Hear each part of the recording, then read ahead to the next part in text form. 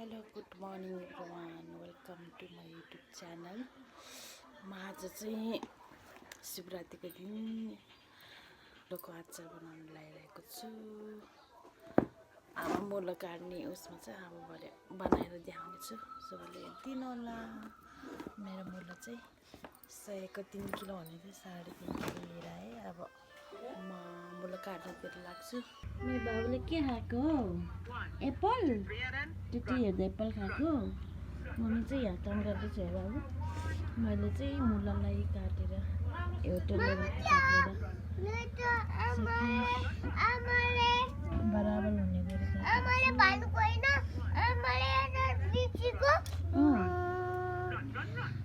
के भनेछ मम्मीले? आमाले हो ल खाऊ खाऊ च्याउ खाऊ है। होइन फोहोर फालेको एप्पल खाएको ल खाऊ चाहिँ मलाई यसरी काट्दैछु। एउटै लेभलको बनाएर यतिको काट्दैछु।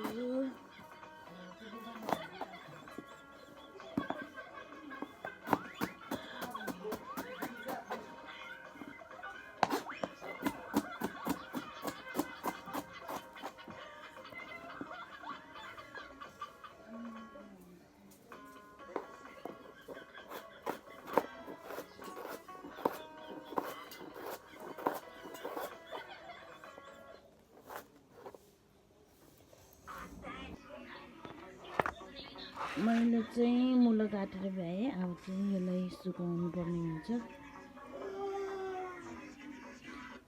3 किलो 3.5 किलो मुलो चाहिँ यति धेरै हुँदो रहेछ गाइस। म अब यसलाई एक ठाउँमा आर्दैन अर्को ठाउँमा गरी सुकाउने छु। मैले यहाँ मुलो 3 ठाउँमा सुकाइसकेको छु। यता चाहिँ मन्दिर जान रेडी भइसकेको छु। घाम पनि त्यति लागेको छैन। कति दिन सुकाउनु पर्ने हुन्छ थाहा छैन। यहाँ टिनमाथि सुकाएको छु। मुलोको अचारको लागि रेडी भइसक्यो।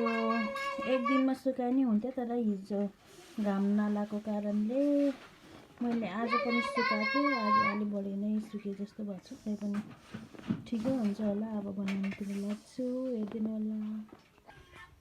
मैले मुलाको अचारको लागि तोरी राखेँ, तोरी अनि सुकेको हरियो खुर्सानी अनि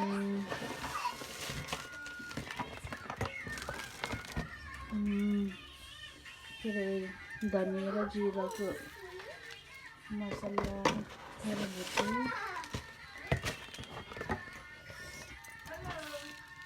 स्वाद अनुसार मुलोको अनुसार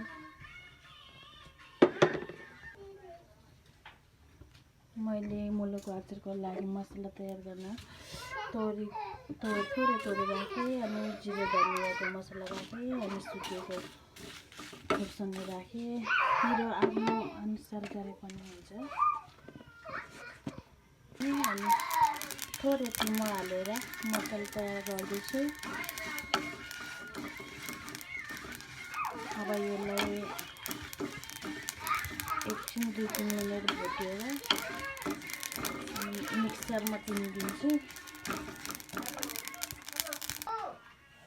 खुर्सानी तपाईँहरूले चाहिँ तोरीको तेल हालिदिनु हुन्छ। मैले चाहिँ अर्कै खाने तेल हालिरहेको छु। तेल अनि खुर्सानी तेलमा एकछिन फ्राई गरेर राख्ने। अघि भुटेको मसला मिक्सरमा पिनिदियो। तेल तताउँदैछ। तपाईँहरूले चाहिँ तोरीको तेलमा गरिने हुन्छ, अर्को खाने तेलमा गरिने हुन्छ। मैले चाहिँ खाने तेलमा गरिरहेको छु।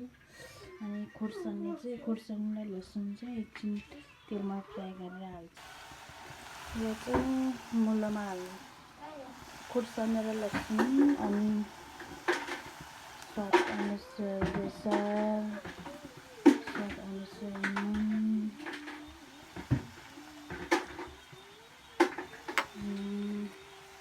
मसला जिरा धनिया अनि तोरीको मसला अनि अब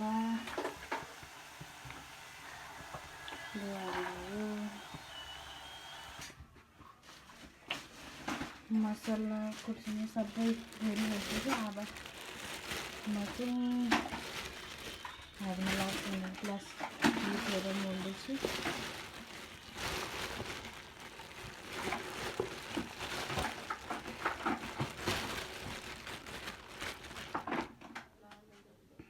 मुलोको अचार रेडी भइसक्यो। अब मोलेर डब्बामा हालिदिन्छु। मुलोको अचार रेडी भइसक्यो। अब यसलाई 2-3 दिन घाममा राखेर अमिलो बनाएर सक्नुहुन्छ। अमिलो बनाएर खान सक्नुहुन्छ र यतिकै पनि खान सकिन्छ। आरुस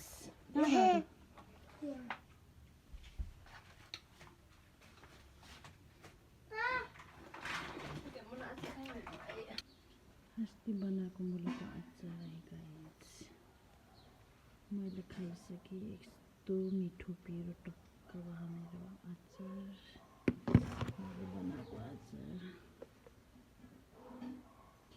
यही खाएको यही खाइसकेँ। यति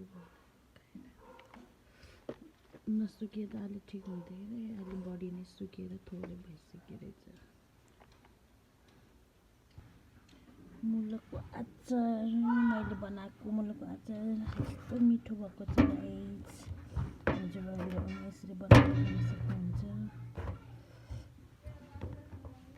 भर्खर भातसँग खाएको अमिलो बनाएर खानुलाई घाममा राखेर अलि दिनपछि खानुहुन्छ। तर मैले बनाउने दिनदेखि नै खाइरहेको छु है गाइस खानासँग।